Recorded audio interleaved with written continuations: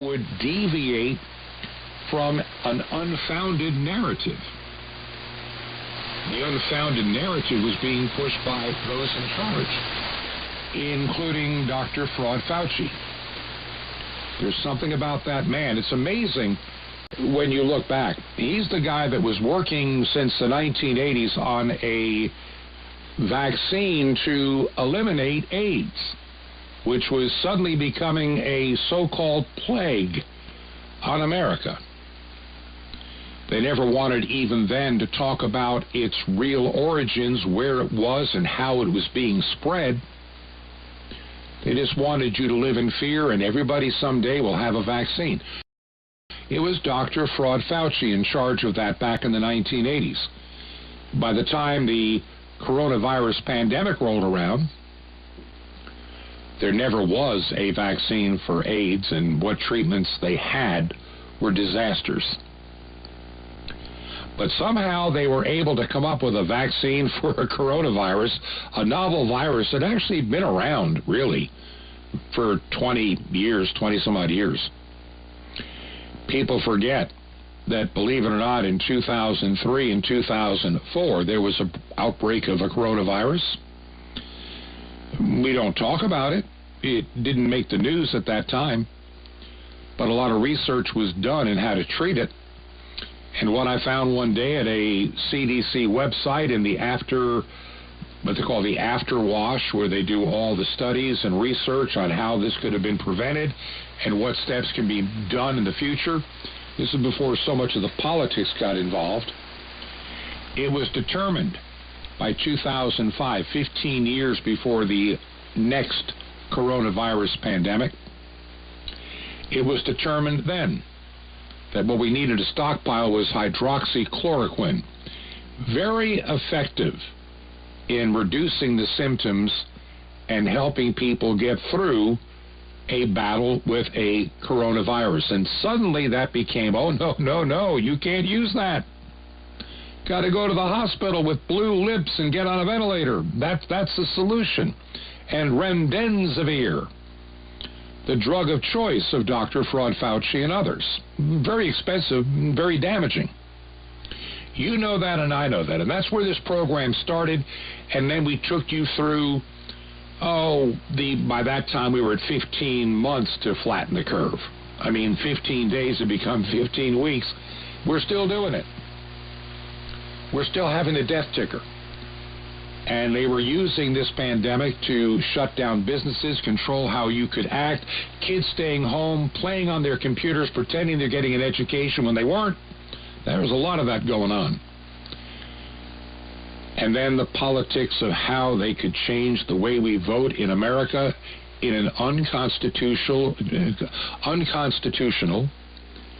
and illegal manner. I don't care how you describe it. States like Georgia, Pennsylvania, and I can name it, Wisconsin, and dozens of others. They changed the rules. Judges who had no authority changed the rules. A judge is not the legislature. The Constitution of the United States says only, not with consent or not, with a judge, it says only the state legislature determines the times and manners of election. No judge, no governor, no Secretary of State, according to the United States Constitution, ever had the authority that they took upon themselves and stole from the Constitution to do what they did. Every one of these changes, like in Georgia with Rassenberger, the Secretary of State, and Governor Kemp at the time, were technically illegal under the Constitution, but they got away with it. Other states, the judges made the call. They have no authority. The judges are not the judicial or executive branch of government, period. Arbitrators, yes, but they do not have the authority to create or make law or change the Constitution. None. Zero. Nada. But they did. Then we got into, after the election, magically the vaccine appeared. Ooh. They knew about that in October, that they had this thing in the bag. I think they knew years before, to be quite blunt. I think this had been well planned, this entire pandemic prior to 2019. Probably, well, I've got a hint that they were already working on this baby to have it ready to go when needed. Oh, I would say they were planning this thing back in maybe 2013 and 2014. And why would I make such a bizarre statement as that? It's because in 2017, as Donald Trump took office, Dr. Fraud Fauci made this particular remark that I've played for you before. And if there's one message that I want to leave with you today, based on my experience, and you'll see that in a moment, is that there is no question that there will be a challenge, the coming administration, in the arena of infectious diseases, both chronic infectious diseases in the sense of already ongoing disease, and we have certainly a large burden of that, but also there will be a surprise outbreak. And I hope by the end of my relatively short presentation, you will understand why the history of the last 32 years that I've been the director of NIAID will tell the next administration that there's no doubt in anyone's mind that they will be faced with the challenges that their predecessors were faced with. Okay, that was Dr. Fauci in 2017, January to be precise, very beginning of Donald Trump's term. And you know they saw him as a major interrupter. They needed to have a plan to get rid of him if needed. And as I look back, if you think about where America was in 2019, especially the summer of 2019, the economy is doing well. Unemployment is down. Interest rates are down. People are buying homes. All in all, it wasn't bad. Well, we needed some things to improve, certainly, but they were better than they had been. And America felt generally good about itself. And it was pretty clear that, barring some unforeseen circumstance, let me say that again, barring any unforeseen circumstance, Donald Trump would win re-election in 2020. There was no doubt in anybody's mind about that. Oh, maybe some Democrats that were delusional, but they needed something to just totally upset everything. And the pandemic, it appears, at least to Americans, right around and after Christmas of 2019, though it is said it was spreading before that. And they tried to give us the lie that it came from some old bat, 300 kilometers north of Wuhan or some weird place and got to a meat market. That story fell apart. But they kept that lie up for at least 2.5 years. 2.5 years. There was Event 201 in New York City. Oh, what would happen if we ever had a coronavirus outbreak? You know, like if it jumped from a pig to a people, and then that people got into an aircraft and went around the world and it spread. Oh my, how do we deal with this? And so Event 201, partly sponsored by the Bill Gates Foundation and others, and Johns Hopkins University Hospital, and a bunch of other NGOs, had this event in New York City, preparing a tabletop exercise. How do we deal with it?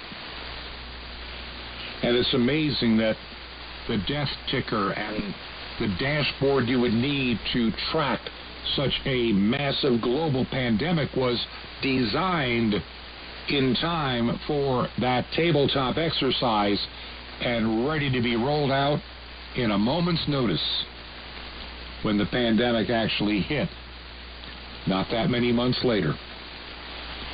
It is believed the virus was already spreading out of China in October of 2019. And then it became common knowledge that something was out there in January. And every week The fear porn kept escalating in the news. The first case hits the United States, the first death in the United States. How many will die? Whose fault is it? Why are we not prepared? The entire pandemic was used to destroy the presidency of Donald Trump. Conservatives in general rob you of your freedom and steal elections. That's pretty much what happened here in the United States. And governors, people like Gretchen Whitmer. Look at you, my pretty, and your little dog, too. Governors like Gretchen Whitmer and many other Democrat governors in very blue states wielded unheard of powers over their people, shutting down businesses in the name of public safety. In some nations, you couldn't even go outside. You couldn't even go outside for fear of spreading the virus to somebody 100 feet away. Fresh air and sunshine were virtually outlawed in Australia and other parts of the world. You were confined to your home. You were locked down like you're in prison. An unprecedented Nazi-like depriving of rights, the likes the United States has never seen, on a nationwide scale. And like I say, in particular, in heavily Democrat-controlled states, Oregon, New Jersey, Michigan at the time, they wielded these powers, and they were power drunk, literally power drunk fools. Remember Lori Lightfoot in Chicago? She made such a moron of herself and a buffoon that she was a Democrat, voted out and lost to somebody else who ended up being worse. We saw that nationwide. Governor Murphy, New Jersey, can't have a health club open. It might spread the virus to healthy people. Healthy people spreading the virus to healthy people, and they'll all die, which is untrue. The truth of the matter, no matter how much MSNBC and the rest of the, mind syphilis media, MSN as we call them, mainstream media, I call it the mind syphilis media, or mind syphilis NBC in particular, they're the worst. Ever watch them? I try. I can't. They're so insane. Of course, more people watch MSNBC on Fox News and Newsmax than the little clips to show how buffoonish they are. But another story for another day. We endured the pandemic. We stood fast on this program from the very beginning, trying to expose the lies. I was hesitant to bring you many stories that I could not prove. There were a lot of people saying, Bob, you got to share this, you got to share that, you got to share the other. Oh, you got to see this guy's video. It just tells you. I didn't. And in retrospect, I made the right choice. Because many people were also cashing in on the pandemic, trying to get more clicks to sell you more of their vitamins and their silver whatever products, colloidal health products to cure you of COVID. A bunch of just circus barker, snake oil salesmen. That's what they became. And I refused to participate in that. I wanted the reputation of this program to have one thing, that if I say it, you can take it to the bank and believe it. If I ignore it, it doesn't mean that it may not be true. It's just that I can't confirm it, and I'm not going to take the risk. There's enough truth out there to share versus speculation, and I don't get into speculation for a reason. If you're not careful, you can find very carefully crafted misinformation designed to make you look like an idiot. I see it every day on Facebook. Somebody's got some great story, and I look at it, I'm going, no, this story is not true, and you begin to look at the source that they're sharing. You dig in deeper, you find out it's some satire site, some clickbait, phony news site, and people think it's true, and they share it, and they end up looking stupid. If you don't know it or can't confirm it from another source or two, then do not share something. And I've kept that as one of the things that I have done on this program for the entire time we've done it. I only got caught one time. And as soon as I realized what had happened, I let you know.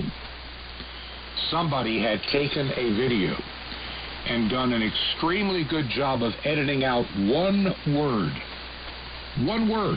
which totally changed the context of that video. And it was at a time that I was not feeling well, and I wasn't altogether there, and I just didn't take the time I normally would to double and triple check through verifiable sources the accuracy of what I shared. And the next day, I was able to bring you the corrected information. I didn't... Look, there's a lot of places out there, and I'm thinking of 4 or 5 that just ran into my mind as I'm speaking to you, that have shared stories during the COVID period that were totally garbage. Fake, phony, fraudulent, bogus, incorrect, speculative, misinformation, very much. And where they got it, I don't know. But they would never come back a week later or the next day or a month later to say, you know, back on our program, we shared with you something wrong. They don't do that. They never want to let you know that they were wrong. And to me, when you make a mistake, and I did that one time, you got to own up to it. What kind of reputation would this program have if I consistently gave you 90 great true stories, but 10 of them, you know, out of 100, well, they were false. They were wrong. They were incorrect. They were over the top. If 90% of what I shared was true, but 10% of the program was a lie, then this program has no right to exist. It would need to be off the air. It would need to cease being a podcast. It would need to no longer be around. Especially if something happens and you don't own up to it. But a lot of places don't care. It becomes all about the money, unfortunately. And yes, news can be a business for so many people. And one of the things that I've had to deal with this program from the first day, how to fund it. You know, airtime is, it's not free. There's a cost involved. I've been able to give my time to this endeavor. And we're getting on 5 years and thousands of episodes that have been produced. And I am the producer, the writer, the talent, and the distributor, and everything, and the webmaster, and all of it.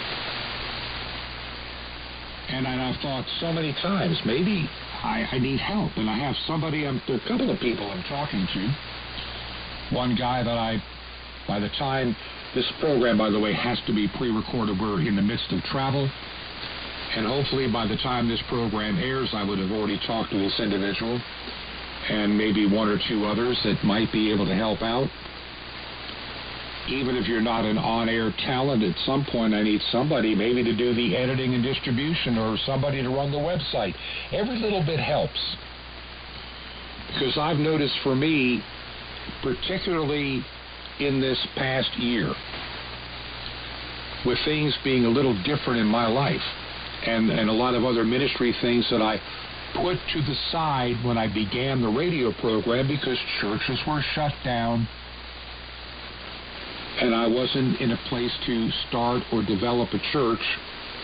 But by 2003, 3 years into this program, the opportunity came.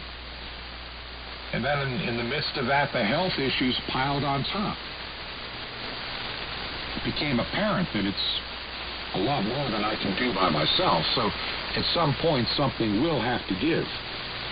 There's no doubt in my mind about that. I'm not saying it in a negative way. I'm just saying that as I try to keep my health in good stead and improving, I want to be able to improve what's on this radio program. I want to be able to do more with my little local church that I have here, and in my broader ministry to other churches, which is, I'll talk about that maybe some other day during this trip to Florida. I have 3 or 4 speaking engagements already lined up at churches. And we will probably do a trip again toward the end of September, end of June, for at least one weekend and another church, and maybe again in the fall or the winter. There could be 3 or 4 trips, maybe not as long as this one right now will be, that deal with other ministry, not just within churches, but para-church ministry. So how do we keep this program going? And these are the thoughts of my mind. By the way, I've got some news stories I will share in a little while on the other side of the break. Just some commentary on a couple of stories that came out last week that got maybe a little bit of attention. Everybody's been focusing on the guy that, the Maryland man, as they call him, the illegal immigrant that ended up back in El Salvador where he was born and raised. And I'm not, there's enough conversation on that. You don't need my input. You really don't. But there are a couple of stories that got not a whole lot of traction that I do want to share, which keeps in mind with the theme of what started this radio program to begin with when it comes to health matters, and a lot of deception. And I'll get into that in a few minutes. But looking toward the future.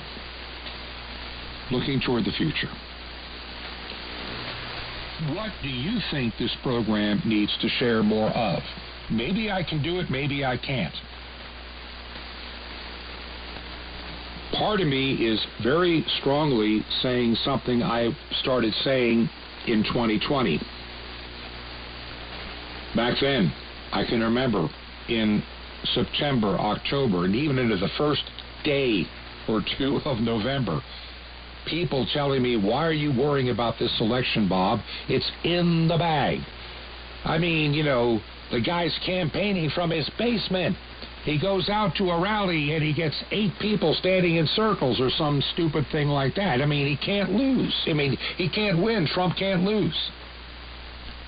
And I was saying, I don't think I would make that bold of a statement. I absolutely did not feel that. I had a really, really bad feeling. And I can remember the night of the election, knowing when I went to bed, even though Trump was, quote, ahead, I knew there was a danger sign because of all the uncounted ballots that had been mailed in. And sure enough, Atlanta, Georgia, all of a sudden, they sent all the observers and all the reporters home because of a massive water leak. Turned out to be a running urinal that didn't even leak. And the boxes came out. And the trajectory of the election magically shifted instantly. Happened in Michigan. Happened in Wisconsin, happened in Pennsylvania, happened in Georgia, happened in Arizona, and the rest is history. You know it and I know it.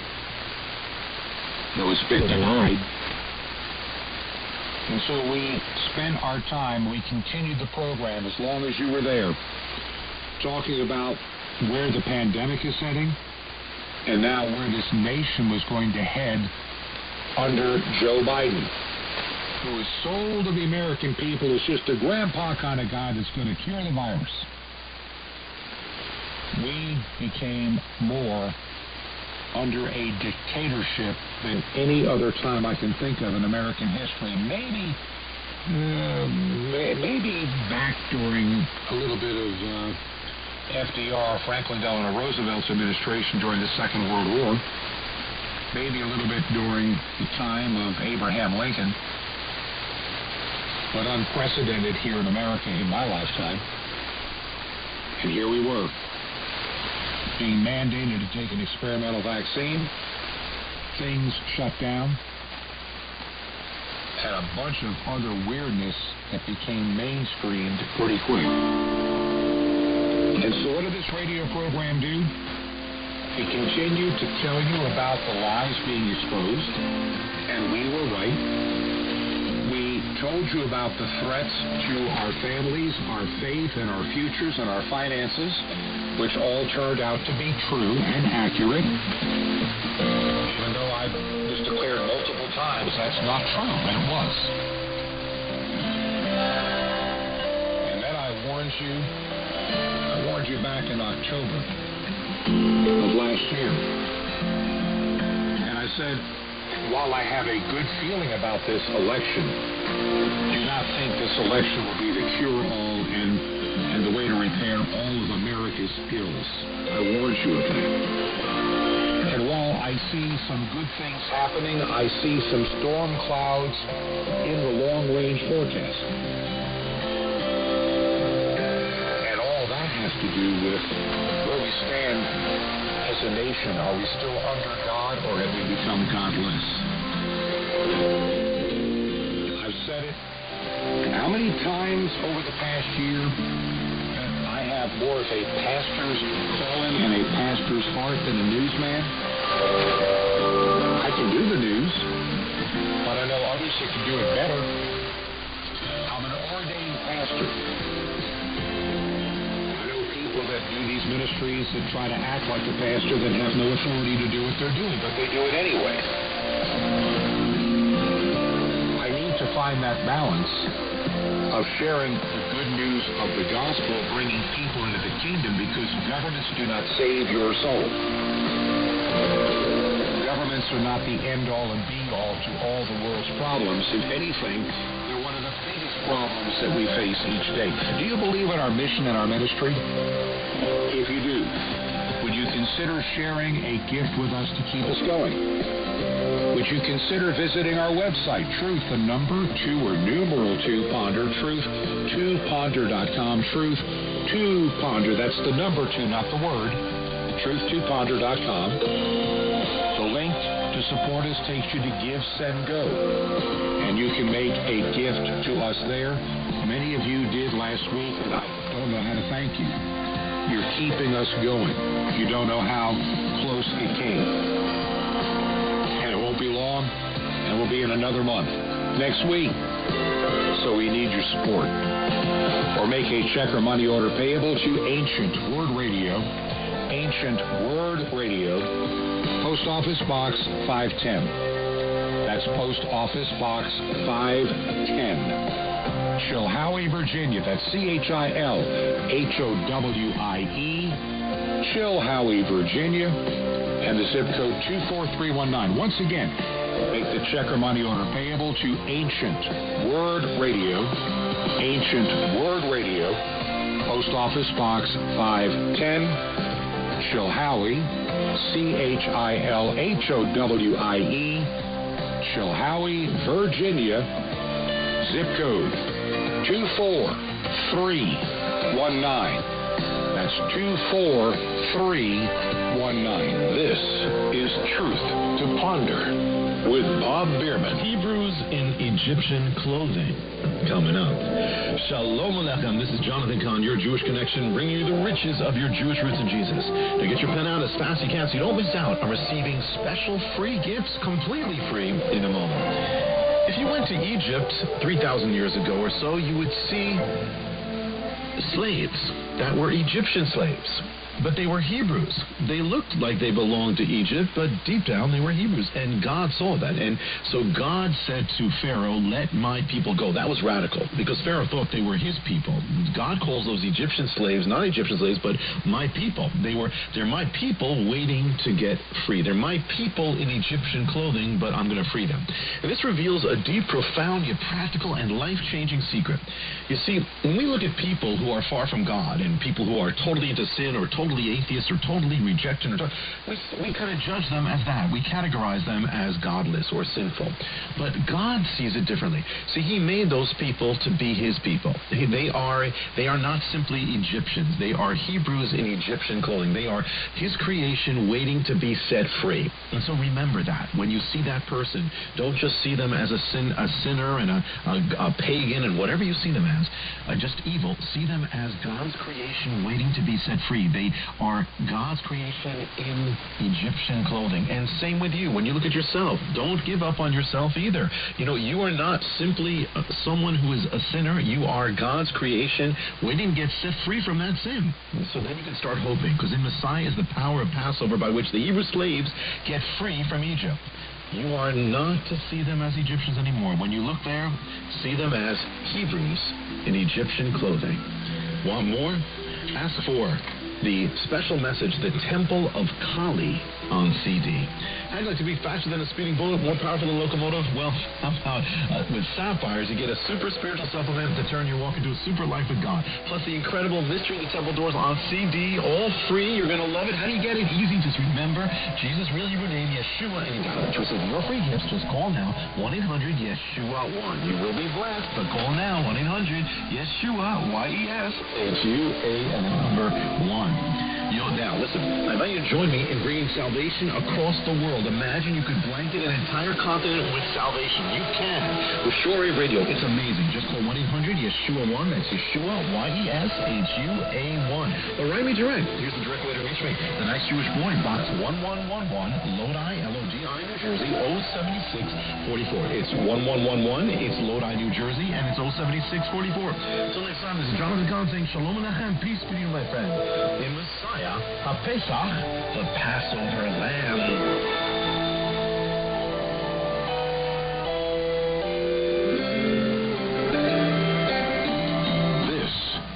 Truth to Ponder with Bob Bierman. And I welcome you back to Truth to Ponder for this Tuesday, and I'm your host, Bob Bierman. Let me make a really fast request of you. Would you keep me and my wife in your